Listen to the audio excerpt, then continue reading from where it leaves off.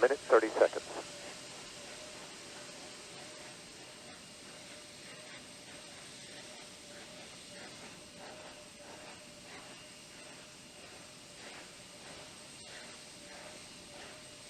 Sound suppression water system now being armed for release.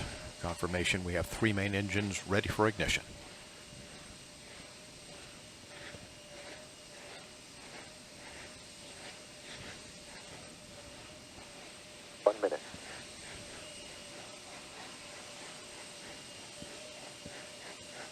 Space Shuttle now on internal power.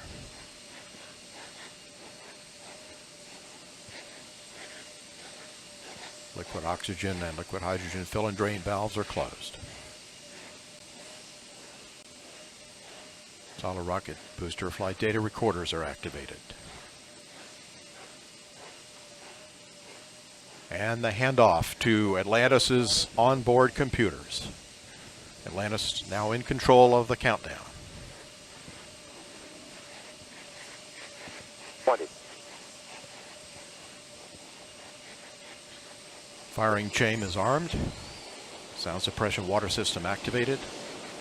T-minus 10, 9, 8, 7, 6, 5, 3, 2, 1, 0, and liftoff of Space Shuttle Atlantis on a mission to build, resupply, and to do research on the International Space Station. Houston now controlling. Atlantis begins its penultimate journey to shore up the International Space Station.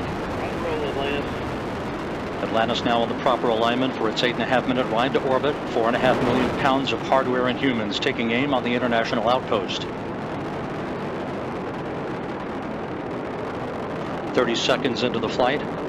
Atlantis almost 2 miles in altitude, almost 6 miles downrange from the Kennedy Space Center already, traveling 500 miles an hour.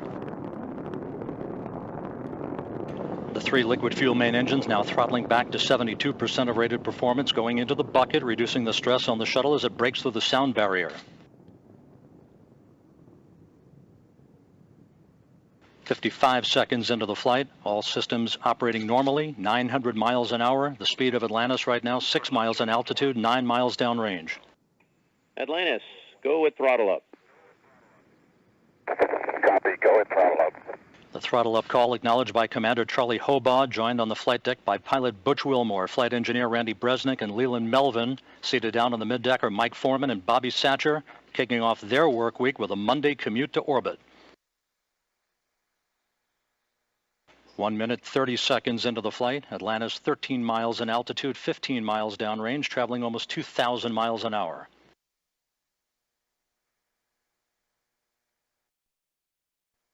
Three good auxiliary power units, 3 good fuel cells, 3 good main engines.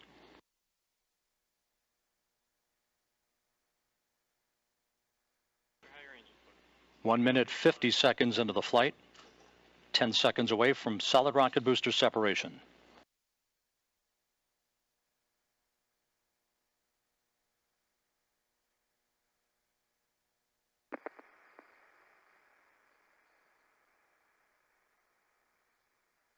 Booster officer confirms staging a good solid rocket booster separation. Guidance now converging. Atlantis steering into the center lane of Highway 129 en route to the International Space Station. 2 minutes, 20 seconds into the flight, 34 miles in altitude, 48 miles downrange. Atlantis traveling 3,200 miles an hour.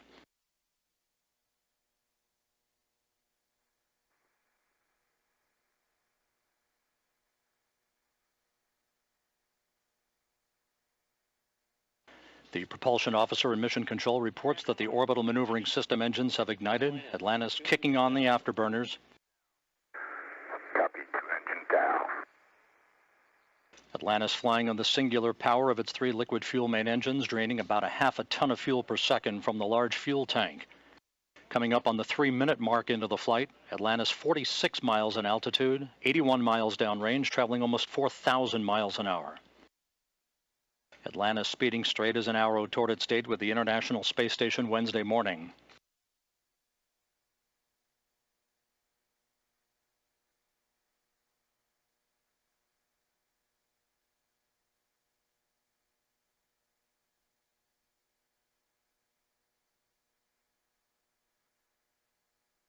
3.5 minutes into the flight, all of Atlantis' systems functioning by the book.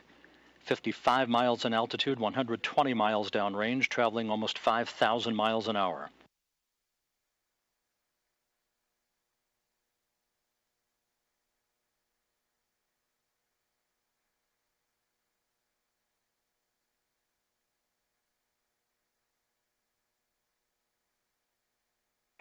Atlantis, negative return. Atlantis copies, negative return. Atlantis now too far downrange, too high in altitude to return to the launch site in the event of an engine failure.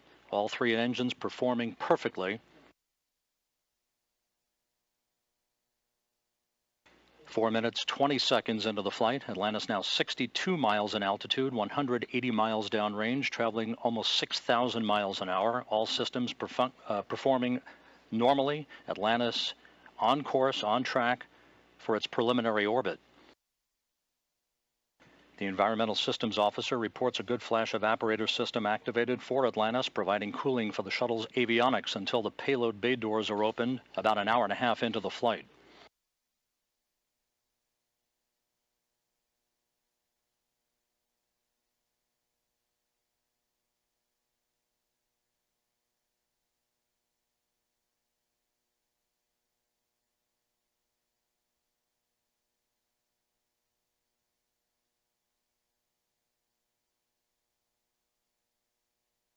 Atlantis, press to ATO.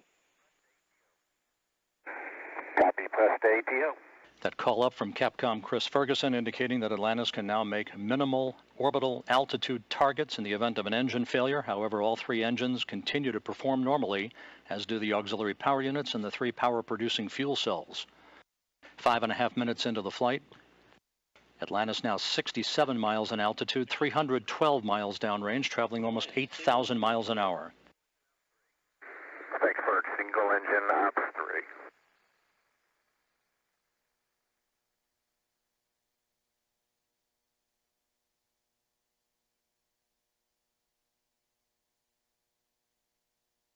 Atlantis now beginning to roll to a heads-up position, the main engine swiveling, enabling the shuttle to move to a heads-up position above its fuel tank, gaining more favorable communications through the tracking and data relay satellite system as it heads uphill.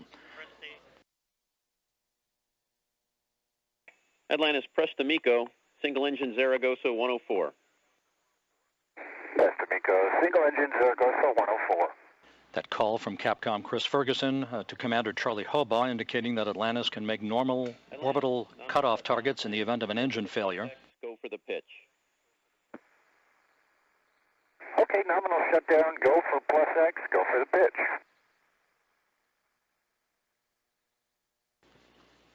Now 6 minutes, 45 seconds into the flight. Atlantis 66 miles in altitude, almost 500 miles downrange from the Kennedy Space Center, traveling almost 11,000 miles an hour. 90 seconds left in powered flight. Atlantis, single engine press 104. Single engine press 104.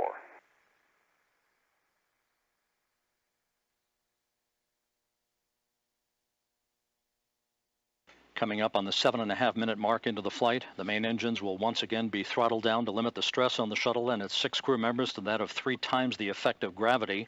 Atlantis approaching a speed of more than 4 miles a second. At the time of main engine cutoff, a minute from now, Atlantis will enter its preliminary orbit at a speed of 5 miles a second.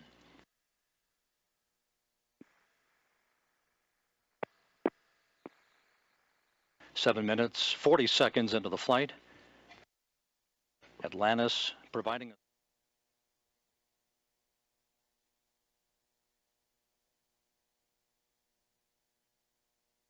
8 minutes, 10 seconds into the flight.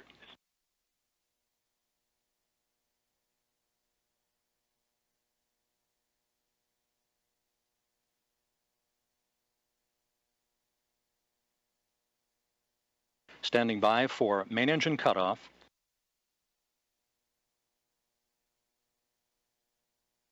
Main engine cutoff confirmed by the booster officer, standing by for external tank separation.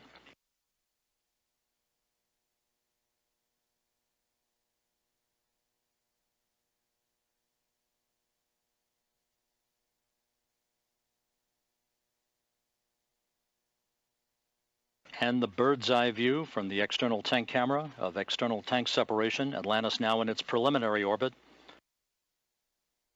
Commander Charlie Hobaugh will now maneuver Atlantis so that cameras embedded in the shuttle's umbilical well can perform photography of the discarded external fuel tank. And Mike Foreman and Leland Melvin are about to use digital still and video cameras to capture handheld imagery of the tank for downlink a few hours from now.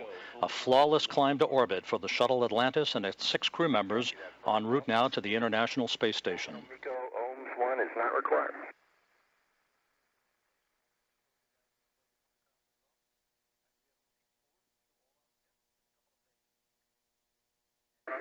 Fergie will meet you in the post, Ohms 1. And we'll see you there, Scorch.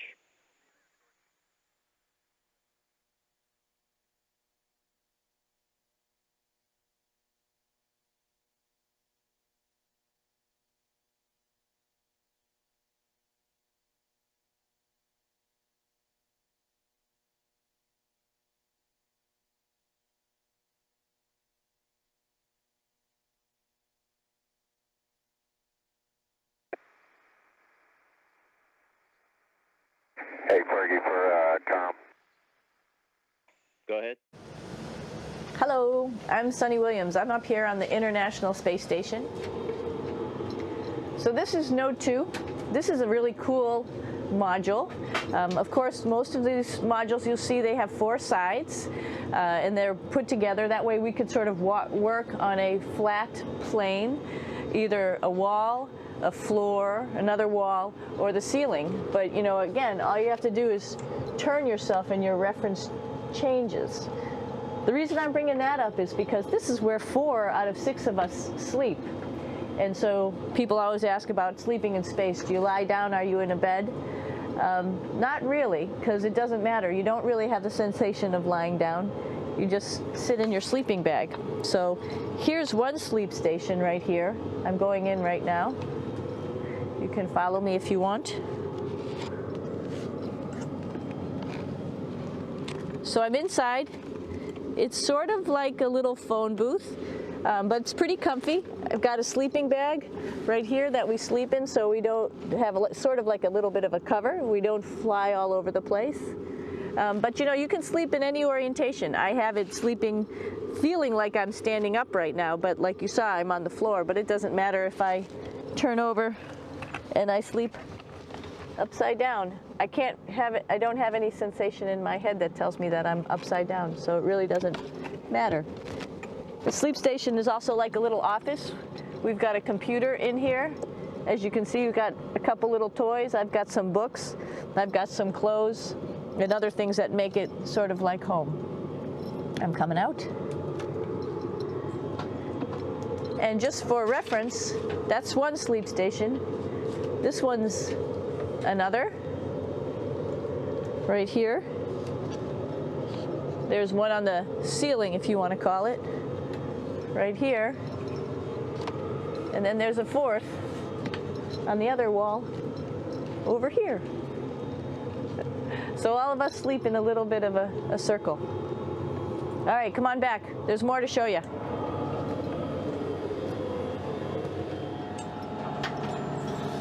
I know that there's some questions about how to use the bathroom and how do you actually live in space like normal, like at home. I mentioned real quickly about getting up in the morning and brushing your teeth and washing your face. Well, how do you do that? Well, here is the bathroom, essentially. You get up in the morning and we have a little kit, and it has all the essential things that you need, like your toothbrush and toothpaste and brush. See how much better the brush makes my hair look? I'm just joking. It still stands up straight. It doesn't matter where you are. It's always going to stand up straight while you're up in space. A lot of people ask about toothbrush and toothpaste. So, luckily enough, toothpaste, you can do it upside right this way, is sticky, and so it sticks to your toothbrush. No problem. Another cool thing is that water sticks to your toothbrush too. If you can see it, I'll have some water come out. The water is pretty neat up in space.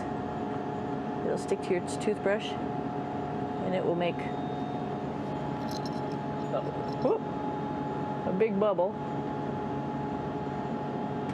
And that's just by surface tension. And then you can drink it. So a lot of people ask about what do you do with the toothpaste after you brush your teeth.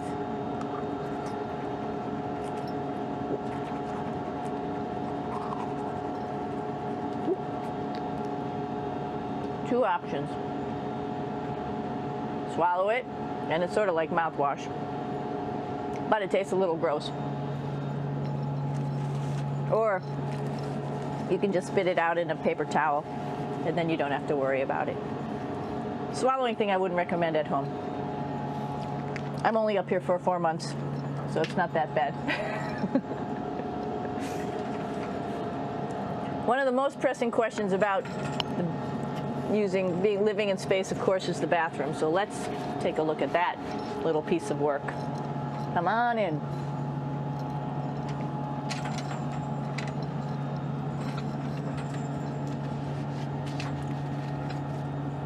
Here we are at the throne.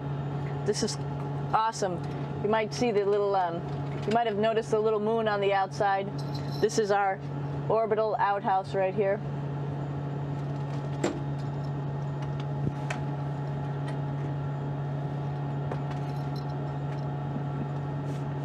And of course, it serves for two functions.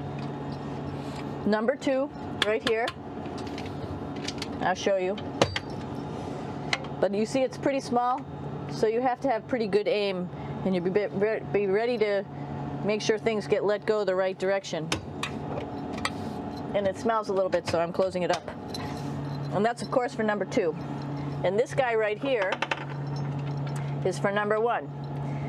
So they're sort of two slightly separate functions, but you can do a little, essentially both, by hanging on right here and doing number 1 and number 2. I might add it's color-coded, so you really don't get it mixed up, which is nice. This is yellows for number 1. And also, there's a selection of paper. People always ask about toilet paper. What do you do with toilet paper? What kind of toilet paper do you have? We have gloves, just because sometimes it does get messy. We have some Russian wipes, which are a little bit coarse if you like the coarse type of toilet paper. We have some nice tissues, which are nice and soft if you like soft toilet paper. We have Huggies, just for any cleanup. You know, we were all babies once, and this sort of helps. And then if things get really out of control, we have disinfectant wipes, just to make sure we clean up here. Because, you know, just like the water I showed you, the number 1 stuff can sort of go all over the place if you don't aim correctly. And did I mention both of these have a little bit of suction, so they should keep things going in the right direction. But like I said, sometimes things get a little out of control if you are out of control yourself flying around. So we have lots of protective stuff. And of course, you do have your privacy. There's a little door, so other people know that you're in there. Here's a pretty cool place. This is sort of like in your house where everybody meets in the morning. After you wash your face, brush your teeth, you want to find something for breakfast. And this is our kitchen. You might notice there's all sorts of foods here. It's like opening the refrigerator. You got all your different stuff that you want to have: drinks, meats, eggs, vegetables, cereals, bread, snacks. And that's a good place. That's where you find all the candy. Side dishes, and then some little power bars just in case. So we have all this type of food. Some of it is dehydrated, and so we have to hydrate it, fill it up with water. Some of it is all ready-made, and then all we have to do is heat it up. So something like this, I'm pulling out barbecued beef brisket. Pretty yummy. Not only is this food made in the U.S., but we also have food here from Japan. We've got Russian food. As you can see, all these red containers are filled with food that's from Russia. And then we get some of our specialty stuff, some things that we like, some of our favorite stuff that your family can send up. In fact, I like fluffernutters, and so I got sent up some fluff so I could make my fluffernutter with peanut butter. So you have a lot of food up here. The question is, if you get a cloth dripping wet without gravity and you wring it out, what's going to happen? What will happen to a wrung out cloth? So, and I had to use equipment that was here on board the space station. We may have the coolest washcloths ever here on the space station. I'm going to show you. Here's one of our washcloths. And it's compacted. It's put down into this little tiny hockey puck so that it saves space. But when you open up a hockey puck and you pull out your washcloth, this is the one I'm going to use for the experiment today. And so when you open up your hockey puck and turn it into a washcloth, it was compressed in a great big vise somewhere. Okay, so here's my washcloth, like a magic trick. And now I'm going to get this soaking wet, and then we're going to see what will happen when we wring it out. Meredith and Kendra suggested that I dip this in a bag, but bags don't hold water in space, so instead I filled a water bag. This has drinking water in it. And I'm going to squirt a bunch of water into this washcloth.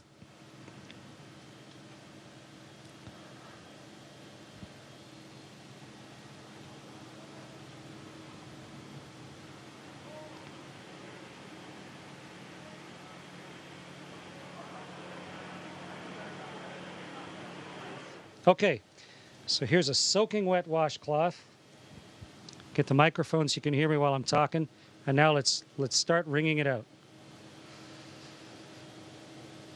It's really wet.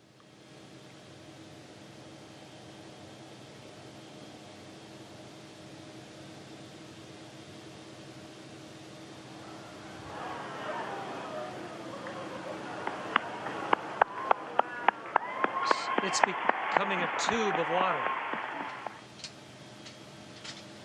The water is all over my hands. In fact, it wrings out of the cloth into my hands. And if I let go of the cloth carefully, the water sort of has it stick to my hand. Okay, so the experiment worked beautifully. And the answer to the question is the water squeezes out of the cloth, and then because of the surface tension of the water, it actually runs along the surface of the cloth and then up into my hand, almost like you had Jell-O on your hands or gel on your hand, and it'll just stay there. Wonderful moisturizer on my hands. And the cloth doesn't really unravel itself. It just stays there floating like a dog's chew toy, soaking wet. Great experiment, worked perfectly. Meredith and Kendra, congratulations, great idea. When astronauts climb into the space shuttle before launch, they are thinking of many aspects of the liftoff and coming mission. That's why there is another astronaut on hand to help the crew get strapped in and ready for the flight.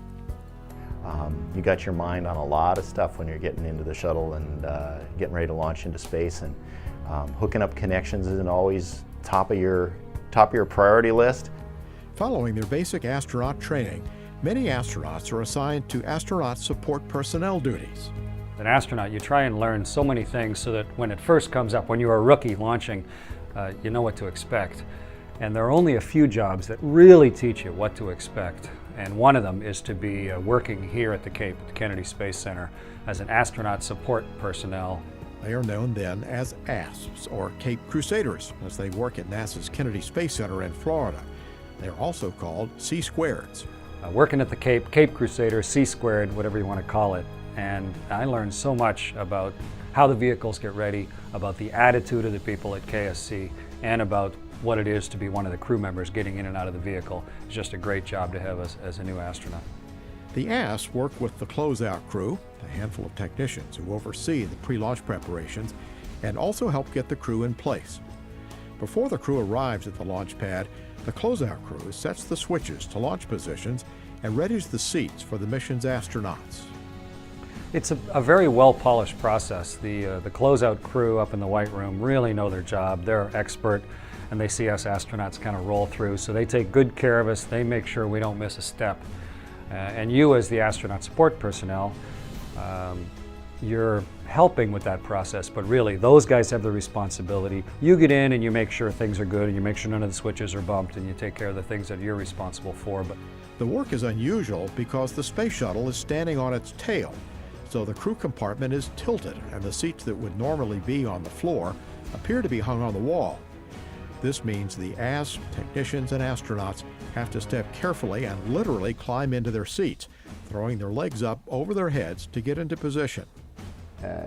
We pretty much say we just lay there and they do all the work for you. Because if you try to help, you actually hinder them. It's one of those type of situations. Astronauts have long supported their peers leading up to launch. More than 50 years ago, astronaut John Glenn helped Alan Shepard get inside the small Mercury capsule before the launch on May 5, 1961, that would make Shepard the first American in space. Astronaut Doug Hurley led the ASP crew that helped the STS-107 crew strap in before the launch of Columbia in January 2003. When that crew was lost to an accident during re-entry, Hurley said he thought a lot about seeing them for the last time on the launch pad. Obviously, it was hard on the entire country and on the astronaut corps, but to lose 7 people, that you're close to, and then it kind of makes you, dig deep and look down inside yourself and ask if this is really what you want to do and if it's worth it and if it's the right thing. And I was convinced it was, but it was a very tough few years to get through the aftermath of the accident. When the crew of Discovery boarded the spacecraft for the return to flight mission, STS-114, fellow astronauts were at their side to strap them into their seats. Hurley worked with the second return to flight mission, STS-121, as the ASP. Along with the personal help from the ASP comes a generous dose of technical expertise. There are numerous communication checks with the flight director in Houston, with the OTC and NTD here at the Cape, and they all have names and you can never remember who it is. And it's wonderful to have the C-squareds and strap-in crew there leaning right over you in your face saying, your OTC's name is such and such. You're going to tell them this at this time. And so it's really a great help to have them walking you through this step by step on a day when you're really trying to think about other things. Other aspects of the work involve simple camaraderie. But it's a fantastic thing, and the ASP, the person who puts you in, the one that actually buttons you up and tightens up all the belts, is usually a friend of yours too. So it's kind of nice to have that face as the last face as they go out the door and close the hatch. That's who you see. As they work on the precision steps that go with getting their crew ready to launch, the ASPs know they will get a chance to climb in for a spaceflight themselves. It's really nice when then it's your turn to be wearing the pumpkin suit and standing there and having those guys joke with you as they put all the harness and everything on and have yourself basically bolted into the vehicle to get ready for launch. The ASPs and technicians know how important their work is to a successful launch day, though it is part of the precise choreography involving specialists, technicians, and engineers from across many fields. It's just one more link in an endless chain of counting on the expertise of so many people that allows a crew and a shuttle to launch.